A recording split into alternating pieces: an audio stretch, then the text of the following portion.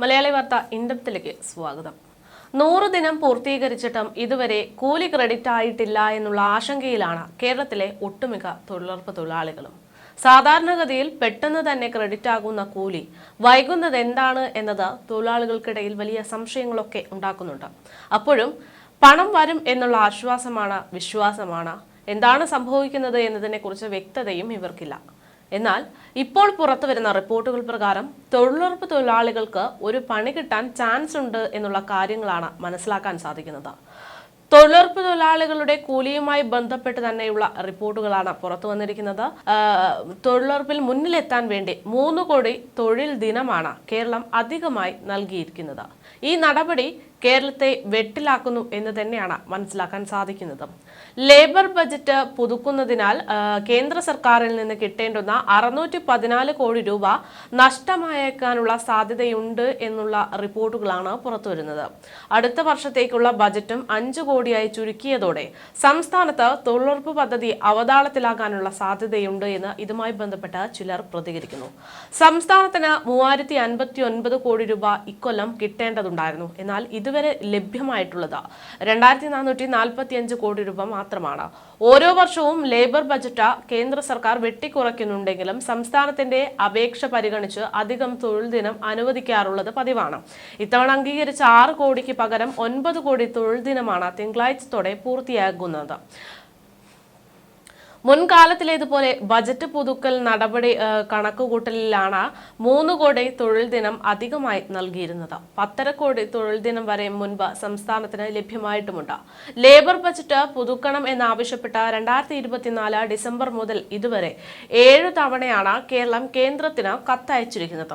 മന്ത്രിതല ചർച്ചകൾക്ക് പുറമെ എംപവേർഡ് കമ്മിറ്റിയിലും കേന്ദ്ര ഗ്രാമവികസന വകുപ്പ് സെക്രട്ടറി കേരളത്തിൽ എത്തിയപ്പോഴുമൊക്കെ ഈ വിഷയം ഉന്നയിച്ചിട്ടുണ്ടായിരുന്നു. കൂലി കിട്ടുന്നില്ല, കുറഞ്ഞ കൂലി, കടുത്ത വ്യവസ്ഥകൾ എന്നിവ ചൂണ്ടിക്കാട്ടി കഴിഞ്ഞ 1 വർഷത്തിനിടെ 1 ലക്ഷം കുടുംബങ്ങളാണ് തൊഴിലുറപ്പിൽ നിന്ന് പിന്മാറിയതായിട്ടുള്ള റിപ്പോർട്ടുകൾ പുറത്തു വന്നത്. ചെയ്ത ജോലിയുടെ കൂലി കിട്ടാത്ത പ്രതിസന്ധി കേരളം ഉൾപ്പെടെയുള്ള 15 സംസ്ഥാനങ്ങൾക്ക് നിലവിലുണ്ട് എന്നുള്ളതാണ് സൂചന.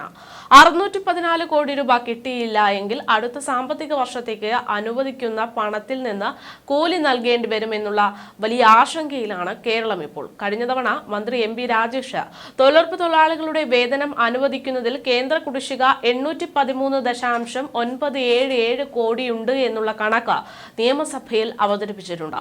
കേരളം ആവശ്യപ്പെട്ട തുകയുടെ പകുതിയിൽ താഴെ തുക മാത്രമാണ് കേന്ദ്രം സംസ്ഥാനത്തിന് നൽകിയിട്ടുള്ളത് എന്നതാണ് അന്ന് അദ്ദേഹം ചൂണ്ടിക്കാണിച്ചത്. ഇത്തരം സാഹചര്യത്തിലും ഇന്ത്യയിൽ മികച്ച രീതിയിൽ തൊഴിലുറപ്പ് നടപ്പാക്കുന്നത് കേരളത്തിലാണ് എന്ന് മന്ത്രി അവകാശപ്പെട്ടിരുന്നു. ആസൂത്രിതമായി തൊഴിലുറപ്പിനെ കേന്ദ്രം ഇല്ലാതാക്കുകയാണ് എന്നുള്ള കുറ്റപ്പെടുത്തലും അവിടെയുണ്ടായി. തൊഴിൽ ദിനങ്ങൾ വർദ്ധിപ്പിച്ചു നൽകണം എന്നാവശ്യപ്പെട്ട 4 ഘട്ടമായി ഉദ്യോഗസ്ഥ തലത്തിലും അതിനു പുറമെ മന്ത്രി എന്ന നിലയിലും കേന്ദ്രത്തിന് കത്തയച്ചിട്ടുണ്ട് എന്നും എന്നാൽ അനുകൂല നടപടി കേന്ദ്രത്തിൽ നിന്നും ഉണ്ടായിട്ടില്ല എന്നുമായിരുന്നു അന്ന് അദ്ദേഹം പറഞ്ഞത്. തൊഴിലുറപ്പിനെ ഒറ്റയടിക്ക് നിർത്തലാക്കാൻ സാധിക്കില്ലെന്നും അതുകൊണ്ട് തന്നെ ഘട്ടം ഘട്ടമായി നിർത്തലാക്കാനുള്ള നടപടി സ്വീകരിക്കുകയാണ് കേന്ദ്രമെന്നുമുള്ള കുറ്റപ്പെടുത്തലും ഈ മന്ത്രിസഭയിൽ ഉണ്ടായിരുന്നു. അതിന്റെ ഭാഗമായിട്ട് അനാകർഷണം ആക്കിക്കൊണ്ട് പദ്ധതിയിൽ നിന്ന് തൊഴിലാളികളെ അകറ്റാനുള്ള ശ്രമമാണ് നടക്കുന്നത് എന്നുള്ള ആരോപണവും ഉണ്ടായിട്ടുണ്ട്.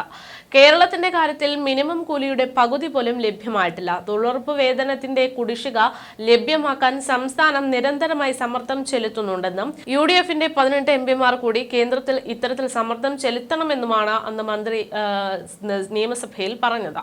15 ദിവസത്തിനകം വേതനം നൽകാനുള്ള നടപടി സംസ്ഥാനം സ്വീകരിച്ചു വരുന്നുണ്ട്. കേന്ദ്രം വരുത്തുന്ന കാലതാമസത്തിന് നഷ്ടപരിഹാരം നൽകേണ്ടത് കേന്ദ്രം തന്നെയാണ് എന്നും അന്ന് മന്ത്രി ചൂണ്ടിക്കാണിച്ചു. തൊഴിലാളികൾക്ക് മിനിമം വേതനം നൽകണമെന്ന് തന്നെയാണ് സംസ്ഥാനത്തിന്റെ നിലപാടെന്നും എന്നാൽ മിനിമം വേതനത്തിൽ വെള്ളം ചാർത്തത് കേന്ദ്ര സർക്കാരാണെന്നുള്ള കുറ്റപ്പെടുത്തലും MP രാജേഷിന്റെ ഭാഗത്തു നിന്നുണ്ടായിരുന്നു. അതേസമയം കഴിഞ്ഞ ദിവസമാണ് സർക്കാർ പദ്ധതികളുമായും സബ്സിഡികളുമായും ബന്ധപ്പെട്ടുകൊണ്ട് തൊഴിലുറപ്പ് തൊഴിലാളികളുടെ വേതനം വർദ്ധിപ്പിച്ച കേന്ദ്ര സർക്കാർ നടപടിയെടുത്ത റിപ്പോർട്ട് കൂടെ പുറത്തുവരുന്നത്. 340 രൂപയായി പ്രതിദിന വേതന നിരക്ക് അത് കൂട്ടാനുള്ള തീരുമാനമായിരുന്നു. 346 രൂപയായിരുന്ന പ്രതിദിന വേതന നിരക്ക് 369 രൂപയാക്കിയിട്ടാണ് വർദ്ധിപ്പിക്കാൻ കേന്ദ്രം തീരുമാനിച്ചത്. ഇത് പ്രകാരം 23 രൂപയുടെ വർധനവാണ് തൊഴിലാളികൾക്ക് വർദ്ധിപ്പിച്ചിരിക്കുന്നത്. സംസ്ഥാനങ്ങളിൽ തൊഴിലുറപ്പ് തൊഴിലാളികളുടെ വേതനത്തിൽ 2 മുതൽ 7% വർധനയാണ് ഉണ്ടായിരിക്കുന്നത്. ഗ്രാമീണ വികസന മന്ത്രാലയത്തിൻ്റെതായിരുന്നു ഈ ഉത്തരവ്. പ്രതിദിന വേതനത്തിന് നിരക്കിൽ 7 രൂപ മുതൽ 26 രൂപയുടെ വരെ വർധനയാണ് 2025-26 സാമ്പത്തിക വർഷത്തേക്കായി ഉണ്ടാക്കിയിരിക്കുന്നത്.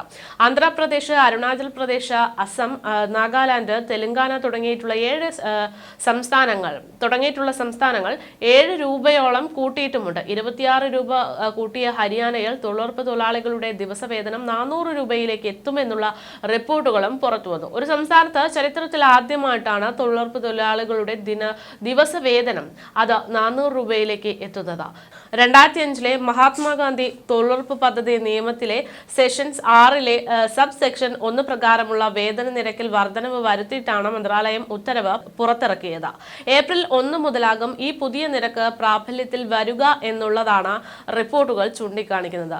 എന്തായാലും മുൻപന്തിയിലെത്താൻ കാണിക്കുന്ന സംസ്ഥാന സർക്കാരിന്റെ നടപടി അത് സംസ്ഥാന സർക്കാരിന് തന്നെ വലിയ രീതിയിലൊരു ആശങ്ക സൃഷ്ടിക്കുന്ന ഒരു സാഹചര്യത്തിലാണ് നിലവിൽ കാര്യങ്ങളുടെ പോക്ക് എന്ന് ഇത്തരത്തിൽ വേതന വർധനം ഉണ്ടാകുമ്പോഴും ഒരു ആശങ്കയുണ്ട് എന്നുള്ള സൂചന തന്നെയാണ് തൊഴിലുറപ്പ് തൊഴിലാളികളുമായി ബന്ധപ്പെട്ട പുറത്തുവരുന്നത്. മുൻപ് വയനാട് ദുരന്തമുണ്ടായ സമയത്ത് സംസ്ഥാന സർക്കാർ ആവശ്യത്തിൽ കൂടുതൽ പണം വേണമെന്ന് കാണിച്ചുകൊണ്ട് നൽകിയതിന്റെ പേരിൽ വയനാട്ടുകാർക്ക് കിട്ടേണ്ടുന്ന കേന്ദ്ര സഹായം വൈകിയതൊക്കെ കണ്ടതാണ്. അത്തരത്തിലൊരു നടപടി തന്നെയാണ് ഇപ്പോൾ തൊഴിലുറപ്പ് തൊഴിലാളികൾക്ക് കൂടുതൽ തൊഴിൽ ദിനം എന്നത് ആവശ്യപ്പെട്ടതിന്റെ ഭാഗമായിട്ട് സംഭവിക്കാൻ പോകുന്നത് എന്ന അഭിപ്രായവും ഇതുമായി ബന്ധപ്പെട്ട് ഇപ്പോൾ ശക്തമാകുന്നുണ്ട്. എന്തായാലും ഇപ്പോൾ ജോലി ചെയ്ത കൂലി കിട്ടാത്ത കാര്യത്തിലേക്കാണ് കേരളത്തിലെ തൊഴിലുറപ്പ് തൊഴിലാളികളുടെ സാഹചര്യവും പോകുന്നത് എന്ന് പറയേണ്ടി വരും. ജോലി ചെയ്തിട്ടും കൂലി കിട്ടാത്ത നടപടി എന്നത് കേരളത്തെ സംബന്ധിച്ച് പുതിയ ഇതൊന്നുമല്ല. കാരണം പല സ്ഥലത്തും ഇത്തരത്തിലുള്ള സംഭവങ്ങൾ ഉണ്ടായിട്ടുണ്ട്. ഇതിന്റെ ഏറ്റവും വലിയ ഉദാഹരണമായിരുന്നു ഇപ്പോൾ സെക്രട്ടേറിയറ്റിന് മുമ്പിൽ സമരത്തിലിരിക്കുന്ന ആശാ വർക്കർമാർ. അവർ സമരത്തിലിരിക്കാൻ തുടങ്ങിയിട്ട് ഏകദേശം 50 ദിവസത്തിലധികമായി. ഏറ്റവും വലിയ ഉദാഹരണമായിട്ട് ഇത് നമുക്ക് എടുത്തു പറയാം. സെക്രട്ടേറിയറ്റിന് മുന്നിൽ നിരാഹാര സമരത്തിലാണ് ആശമാർ. 50-ലധികം ദിവസമായി അവർ സെക്രട്ടേറിയറ്റിന് മുന്നിൽ സമരം തുടരുകയാണ്. ഒരു മാന്യമായ കൂലിക്ക് വേണ്ടിയുള്ള സമരമാണ് അവർ ഉന്നയിക്കുന്നത്. എന്നാൽ സമരം ഇരിക്കുന്നവർക്ക് അവർക്ക് കൂലി പോലും ലഭ്യമാകാത്ത ഒരു സാഹചര്യത്തിലേക്കൊക്കെ കടന്നു പോകുന്ന ഒരു റിപ്പോർട്ടുകളാണ് ആശാ വർക്കർമാരുമായിട്ട് ബന്ധപ്പെട്ട് പുറത്തു വരുന്നത്.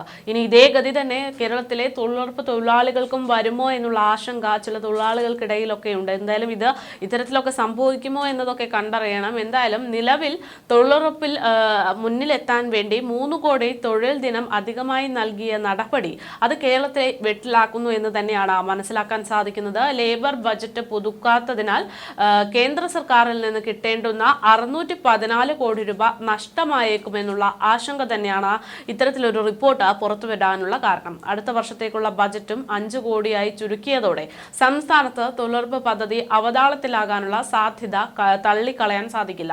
സംസ്ഥാനത്തിന് 3059 കോടി രൂപ ഇക്കൊല്ലം കിട്ടേണ്ടതുണ്ടായിരുന്നു. അതിൽ ഇതുവരെ കിട്ടിയത് 2445 കോടി രൂപ മാത്രമാണ്. ഈ ഒരു സാഹചര്യത്തിലാണ് കൂടുതൽ ആശങ്ക പ്രകടിപ്പിച്ചുകൊണ്ട് ആശങ്കയായിക്കൊണ്ട് തൊഴിലുറപ്പ് തൊഴിലാളികളുടെ വേതനവുമായി ബന്ധപ്പെട്ടുള്ള ഇത്തരത്തിലുള്ള റിപ്പോർട്ട് പുറത്തുവരുന്നത്.